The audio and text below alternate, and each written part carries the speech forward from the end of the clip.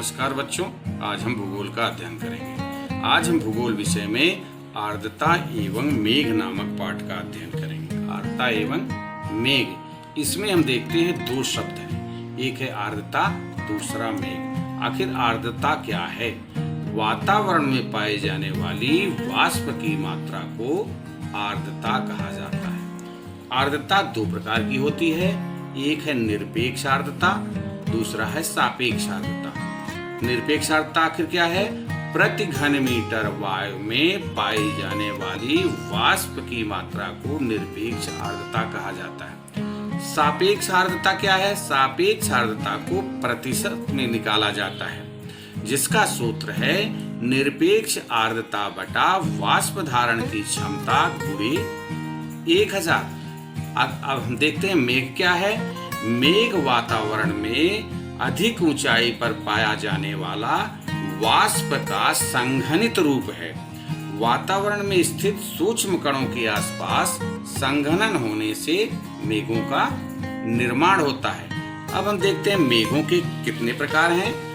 मेघों के सामान्य रूप से 3 प्रकार पाए जाते हैं: अत्यधिक ऊंचाई वाले मेघ, मध्यम ऊंचाई वाले मेघ और कम ऊंचाई वाले मेघ। अत्यधिक ऊंचाई वाले मेघ जो है वे 18,000 फीट से अधिक की ऊंचाई पर पाए जाते हैं। मध्यम ऊंचाई वाले मेघ 6,000 से लेकर 20,000 फीट की ऊंचाई तक पाए जाते हैं और कम ऊंचाई वाले मेघ 6,000 फीट से नीचे की ऊंचाई पर पाए जाते हैं। अब हम अत्यधिक ऊंचाई वाले मेघों का अध्ययन करेंगे।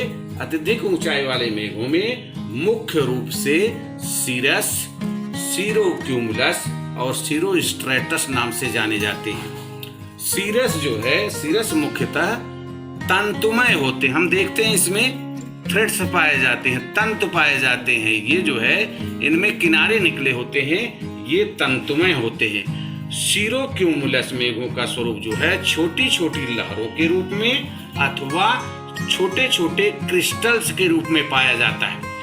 छोटे छोटे क्रिस्टल्स में पाया जाता है। और सीरोस्ट्रेटस जो है सिलवटों वाली चादर की तरह दिखाई पड़ता है।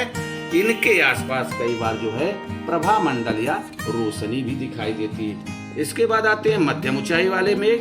ये मेघ जो है 6,000 फीट से 20,000 फीट की ऊंचाई तक पाए जाते हैं, जिनमें मुख्य रूप से 2 प्रकार के मेघ पाए जाते हैं: अल्टोक्यूमुलस और अल्टोस्ट्रेटस।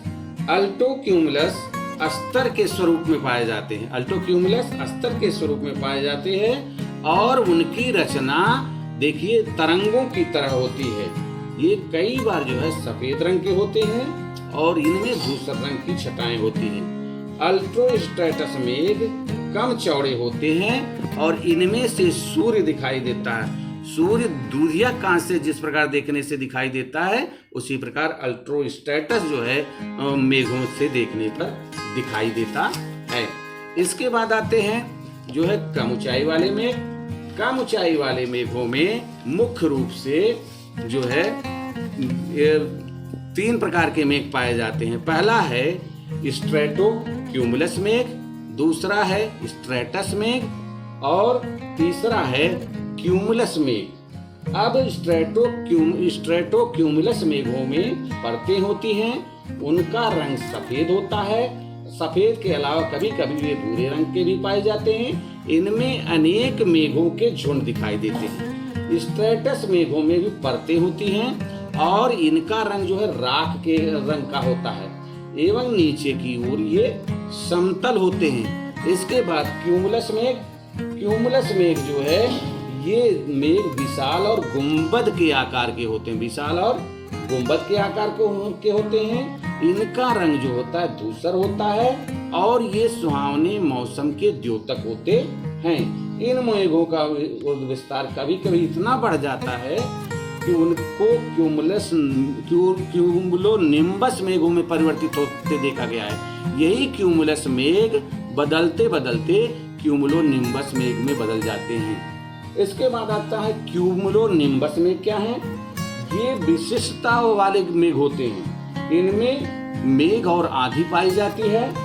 ये मेघ जो है काले रंग के होते हैं और बहुत घने होते हैं। ये किसी की पर्वत की तरह दिखाई देते हैं। देखिए इस चित्र में ये पहाड़ की तरह दिखाई दे रहे हैं। कभी कभी इनका आकार जो है निहाई की तरह दिखाई देता है। निहाई क्या होता है? जिस पर लोहे को पीटा जाता है। ये कभी कभी निहाई के आकार के दिखाई देते हैं। इन मेघों में गड़गड़ाहट होती है और बिजली भी चमकती है। आंधी तूफान के साथ वर्षा होती है और कभी कभी इसमें ओले भी गिरते हैं। यह वर्षा जो है अधिक समय तक रुकती नहीं है। आकाश में सबसे बड़े क्यूमुलोनिम्बस मेघों में बिजली की गड़गड़ाहट के साथ वर्षा होती है। आखिर बिजली की गड़गड़ाहट क्यों होती है? क्योंकि इन मेघों में के ऊपरी भागों में धन विद्युत प्रवाह पाया जाता है और निचले भाग में ऋण विद्युत प्रवाह पाया जाता है। इस कारण जो है इन मेघों में बिजली की गड़गड़ाहट के साथ वर्षा होती है। अन्य मेघों की अपेक्षा इन मेघों में वर्षा की बूंदें बड़ी होती हैं, क्योंकि मेघों के अंदर वे तिरती रहती हैं, जिससे धीरे धीरे वे बड़ी होकर के धरती पर बरसती हैं।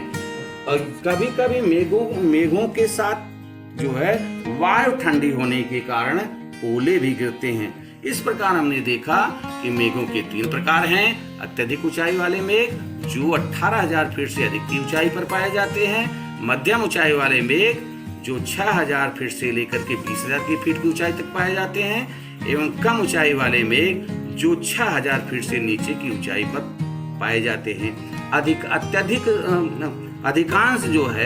अधिकांश वर्षा से संबंधित घटनाएं कम स्तर की ऊंचाई वाले मेघों में ही पाई जाती है। इस प्रकार आज मैंने जो है मेघ, आर्द्रता एवं मेघों के प्रकार को स्पष्ट करने की कोशिश किया। नमस्कार, फिर एक नवीन वीडियो के साथ मिलेंगे। जय हिंद।